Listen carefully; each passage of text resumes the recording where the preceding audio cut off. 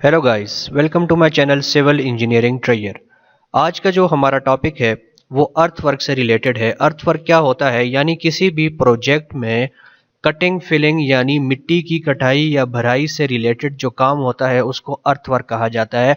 और बीओक्यू में यानी बिल ऑफ क्वांटिटीज जब तैयार की जाती हैं तो अर्थवर्क का एक अलग से सेगमेंट बनाया जाता है जिसमें टोटल कटाई और भराई यानी कटिंग और फिलिंग की मिकदार लिखी जाती है, उसका वॉल्यूम कैलकुलेट किया जाता है और उस हिसाब से उसका रेट वगैरह लिखा जाता है या तय किया जाता है।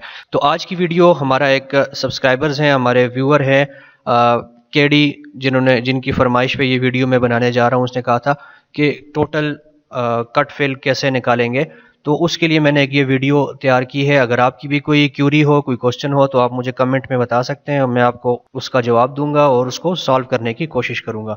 तो आज की वीडियो हमारी कट फिल के बारे में है कि रोड में जो कटिंग फिलिंग की जाती है वो किस तरह से हम मालूम कर सकते हैं। तो चलते हैं आज के टॉपिक की तरफ।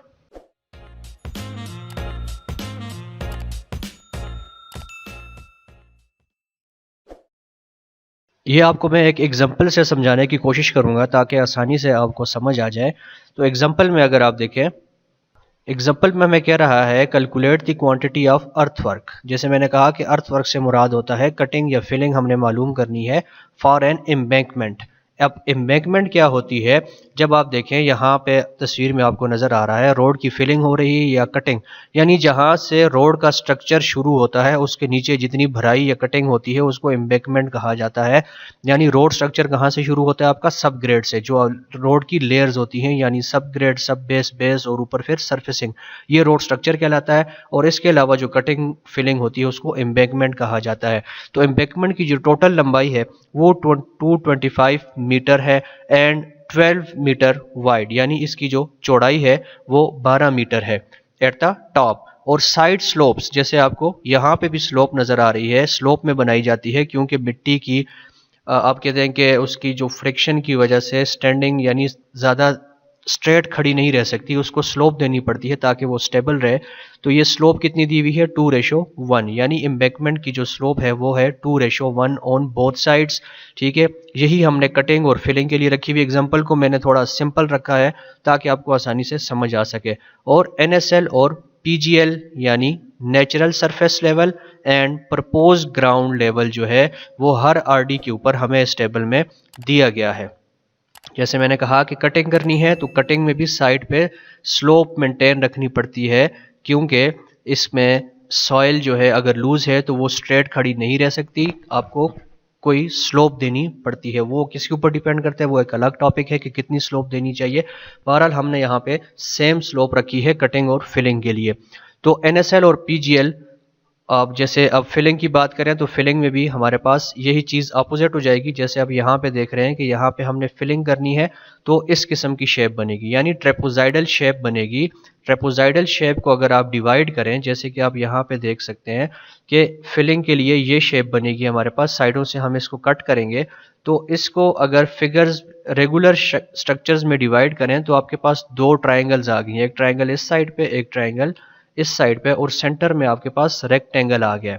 तो रेक्टेंगल का एरिया तो आप मालूम कर सकते हैं, यानी breath multiply by it's depth. इसी तरह कटिंग में भी breath multiply by it's depth करेंगे तो आपके पास ये सेंटर एरिया आ जाएगा।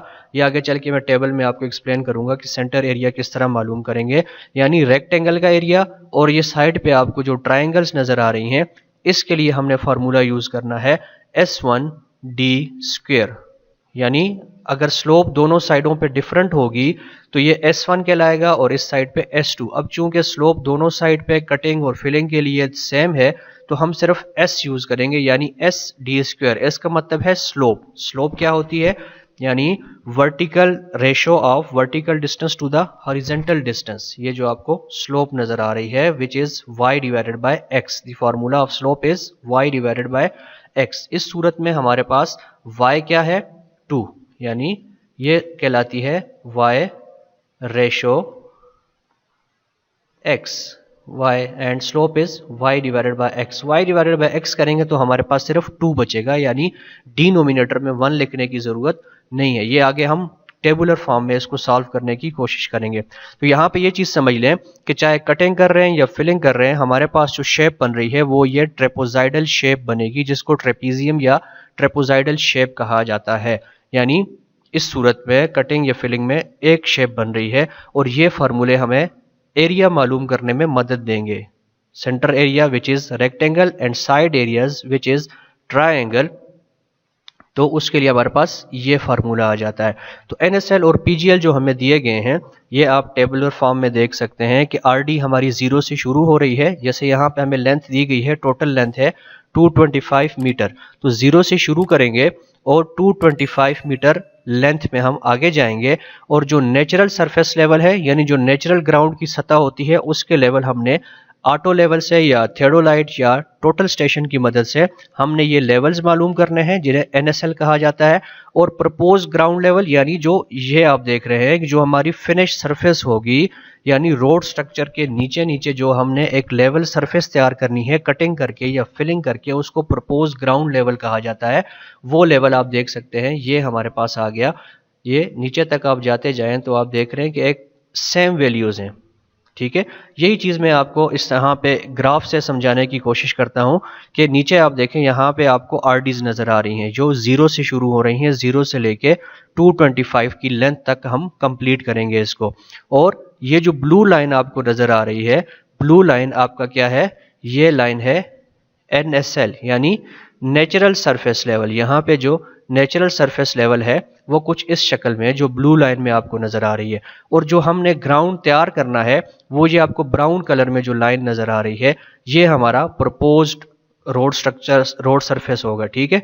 यहाँ पे हमने इसको लेके आना है। एक और चीज़ जो कटिंग फिलिंग में देखी जाती है कि कोशिश की जाती है कि हर पॉसिबल एफर्ट की जाती है कि कटिंग और फिलिंग इक्वल आनी चाहिए, ताकि मटेरियल को डंप करने का या उसकी हालिंग का एक्स्ट्रा खर्चा हमारे ऊपर ना पड़े। यानी जहाँ से कटिंग की जा रही है थोड़ा आगे जाके उसकी फिलिंग कर दी जाए, भराई कर दी जाए, तो वो मटेरियल यूटिलाइज हो जाता है। तो इस पे भी ये एक बेहतरीन एग्जांपल मैंने आपके लिए तैयार की है जिसमें कटिंग और फिलिंग इक्वल आ रही है। तो इस तरह से आपको ग्राफ से भी अंदाज़ा हो गया है कि ये देखें, पहला वाला पोर्शन जो है यहाँ पे ये सारी हमें कटिंग करनी पड़ेगी। ये वाला पोर्शन जितना भी है यहाँ तक आप देखें तो ये कटिंग वाला पोर्शन है, जबकि यहाँ पे हमें रोड के लेवल, ये जो हमारा PGL है यानी प्रपोज ग्राउंड लेवल, यहाँ तक आने के लिए हमें फिलिंग करनी पड़ेगी। यहाँ पे ये फिलिंग करनी पड़ेगी, ये सारा पोर्शन जो है यहाँ पे हमें फिलिंग करनी पड़ेगी। अब फिलिंग की क्वांटिटी कितनी होगी और कटिंग की क्वांटिटी कितनी होगी, ये मैं आगे आपको टेबुलर फॉर्म में समझाता हूँ। तो ये जो हमारा गिवन डेटा था वो हमने लिख लिया, RDs यानी रिड्यूस डिस्टेंस हमने लिख लिया, नेचुरल सरफेस लेवल के जो हमारे पास लेवल्स आए थे सर्वे के दौरान वो आ गए, और प्रपोज ग्राउंड लेवल यानी ग्राउंड की फिलिंग या कटिंग करके हमने किस लेवल तक जाना है वो भी हमारे पास एक स्ट्रेट लाइन की सूरत में हमें ये लेवल दे दिया गया है। उसके बाद हमने मालूम करना है डेप्थ या हाइट, यानी एक RD के ऊपर, 0 वाली RD के ऊपर कितनी डेप्थ आ रही है और या कितनी हाइट आ रही है। तो इसके लिए फार्मूला ये है कि अगर आप PGL में से NSL को माइनस करें तो आपके पास अगर वैल्यू माइनस में आ रही है तो इसका मतलब है यहाँ पर कटिंग है। प्रपोज ग्राउंड लेवल, जैसे कि पिछले ग्राफ में मैंने आपको एक्सप्लेन किया था, ये देखिए यहाँ पे क्या है जी, यहाँ पे आपको कटिंग करनी पड़ेगी, 0 नंबर RD के ऊपर आपको कटिंग करनी पड़ेगी। इसी तरह यहाँ से लेके ये RD जो बन रही है 125, यहाँ तक सारी की सारी कटिंग आएगी। यानी प्रपोज लेवल में से जब आप NSL को माइनस करेंगे, अगर वैल्यू माइनस में आ रही है तो इसका मतलब है यहाँ पर कटिंग है, ठीक है। इसी तरह सारी वैल्यूज़ आपने माइनस करनी है, यानी PGL में से ये वैल्यू सब्ट्रैक्ट करेंगे तो आपके पास ये वैल्यू आ जाएगी जो कि आती है -0.6 यानी कटिंग में। इसी तरह आपने सारी वैल्यूज़ को मालूम करते जाना है और आखिर में देखें कि वैल्यूज़ प्लस में आना शुरू हो गई हैं। यहाँ पर देखें कि ये वैल्यूज़, जितनी वैल्यूज़ हैं ये प्लस में आ रही हैं। जैसे पीछे ग्राफ में मैंने आपको समझाया था कि यहाँ से हमारी फिलिंग शुरू हो रही है। कैसे कि PGL में से ये वैल्यू माइनस करें, अगर वैल्यू प्लस में आ रही है तो इसका मतलब है यहाँ पर फिलिंग है। ओके, तो ये वाला टेबल आपने ये वाली जो रो है इस तरह से आपने कंप्लीट कर देनी है। नेक्स्ट अगर आप देखें तो हमारे पास आ रहा है b मल्टीप्लाई बाय डी, वो जो सेंटर पोर्शन था, जो रेक्टेंगल का एरिया हमने मालूम करना था, और b हमें क्वेश्चन में दिया हुआ है 12, यानी रोड की जो ऊपर चौड़ाई होगी, जो ब्रेथ होगी वो है 12, और डेप्थ हमने यहाँ से मालूम कर ली है, आपके पास आता है d। Okay, now 12 multiply by D करते जाएंगे तो हमारे पास पहली वैल्यू आ गई 2.4। इसी तरह ये सारी वैल्यूज़ भी आपने मालूम कर देनी है, यानी ब्रेथ जो कि हमें एग्जाम्पल में शुरू में बताई गई थी 12 मीटर चौड़ाई है, और डेप्थ कितनी आ रही है, हर आरडी के ऊपर डिफरेंट डेप्थ आ रही है और हाइट आ रही है। तो यहाँ से आपने इस तरह से b मल्टीप्लाई बाय डी मालूम कर लेना है। और साइड्स एरिया, यानी दोनों जो साइड्स पे ट्राइंगल्स बन रही थी उनको आप ऐड करेंगे तो आपके पास फार्मूला बनेगा एस डी स्क्वेयर, दोनों ट्राइंगल्स का एरिया, राइट साइड पे जो ट्राइंगल थी उसका एरिया प्लस लेफ्ट साइड का एरिया, तो आपके पास ये फार्मूला बनता है। एस इज फॉर स्लोप मैंने कहा था कि होती है 2 डिवाइडेड बाय 1, तो 2 डिवाइडेड बाय 1 करेंगे तो सिर्फ 2 ही बचेगा, और डेप्थ का स्क्वायर, यहाँ पे जो आपने d मालूम किया है इसका स्क्वायर करके 2 के साथ यानी स्लोप के साथ मल्टीप्लाई करेंगे तो आपके पास ये वैल्यूज सारी आती जाएगी। इस तरह से आपने ये सारी वैल्यूज कैलकुलेट कर लेनी है, आपके पास साइड एरियाज भी आ जाएंगे। अब आपने कैलकुलेट करना है टोटल एरिया, यानी इन दोनों को आप प्लस कर देंगे, ये वैल्यू जो आई हैं दोनों, इनको आपस में प्लस करेंगे तो आपके पास ये वैल्यू आ जाएगी। इसी तरह आपने ये सारी वैल्यूज़ कैलकुलेट कर देनी है, यानी पिछले दोनों कॉलम्स को ऐड अप करेंगे तो आपके पास टोटल एरिया आ जाएगा। अब आपने जो मेथड हमने यहाँ पे यूज़ करना है वो है mean area method. Mean area method क्या होता है, जैसे कि आपको पता है एवरेज लिया जाता है या मीन मालूम किया जाता है, यानी एरिया इसको हम कह देते हैं कि ये A1 है और ये जो है इसको हम कह देते हैं कि ये A2 है, ठीक है। इन दोनों को प्लस करें और डिवाइडेड बाय 2 कर दें, ये जो आपके पास फार्मूला आ रहा है इसको मीन एरिया मेथड कहा जाता है, और मीन एरिया इस तरह से मालूम किया जाता है। तो पहली जो रो है वो खाली आएगी और दूसरे में यानी इसको 2.48 प्लस 8.22 करके हमने डिवाइडेड बाय 2 किया तो हमारे पास ये वैल्यू आ जाएगी। सिमिलरली नेक्स्ट हमने मालूम करना है, यानी this value plus this value divided by 2 करेंगे तो हमारे पास ये वाली वैल्यू आ जाएगी। सिमिलरली नेक्स्ट वैल्यू हम मालूम करेंगे, यानी इस वैल्यू को लें और इसमें प्लस करें और डिवाइडेड बाय 2 करें तो आपके पास ये वैल्यू आ जाएगी। इसी तरह आपने ये वैल्यूज़ मालूम कर लेनी है। अब देखें यहाँ पे कि जब माइनस की वैल्यूज़ ख़त्म हो रही हैं, यहाँ पे हमारी यहाँ तक कटिंग आ रही थी, ये वैल्यूज़ जहाँ पे है माइनस में यहाँ तक कटिंग आ रही थी, यहाँ पे हमने अकेले यहाँ तक मालूम कर लेना है, और जब फिलिंग की वैल्यूज़ आएंगी तो उनका अलहदा से एवरेज लेना है, यानी इस वैल्यू को प्लस करें इस वैल्यू के साथ और डिवाइडेड बाय 2 करें तो आपके पास ये वैल्यू आ जाएगी। सिमिलरली नेक्स्ट वैल्यू इसको प्लस करें इसके साथ और डिवाइडेड बाय 2 करें तो आपके पास नेक्स्ट वैल्यू आ जाएगी, और इस तरह आपके पास ये वैल्यू भी आ जाएगी। और जैसे कि हमने एग्जांपल में डिस्कस किया था कि इंटरवल कितना है, यानी 25-25 मीटर के ऊपर हमें रीडिंग्स दी गई हैं, तो इंटरवल कितना आ गया 25 मीटर। हर रीडिंग के दरमियान फासला, जैसे कि आप आरडी से देख सकते हैं 0 से 25, 25 से 50, यानी इनके दरमियानी फासला कितना है 25 मीटर। वो सेम है सबके लिए तो उसी तरह लिख देंगे। अब आपने कटिंग मालूम करनी है, यानी वॉल्यूम मालूम करना है। एरिया आपने यहाँ तक मालूम कर लिया, मीन एरिया, अगर उसको इंटरवल के साथ यानी लेंथ के साथ मल्टीप्लाई करें तो आपके पास कटिंग का वॉल्यूम आ जाएगा। यानी सिंपल इस वैल्यू को आप मल्टीप्लाई करें इस वैल्यू के साथ तो आपके पास ये एक वैल्यू आ जाती है 133.75।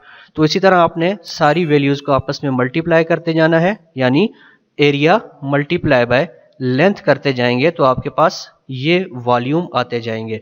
इसी तरह आपने कटिंग के वॉल्यूम्स मालूम कर लेने हैं और इसी तरह फिलिंग के वॉल्यूम्स भी आपने मालूम कर लेने हैं। अब जब आप इनको ऐड अप करेंगे, यानी ये 3 वैल्यूज़ हमारी फिलिंग के लिए आ रही हैं, तो आप यहाँ पे देखें कि क्वांटिटी ऑफ अर्थवर्क फिलिंग, यानी फिलिंग में हमें कितना क्यूबिक मटेरियल चाहिए, तो इन 3 वैल्यूज़ को आप प्लस करेंगे तो आपके पास ये टोटल क्वांटिटी ऑफ फिलिंग आ जाएगा।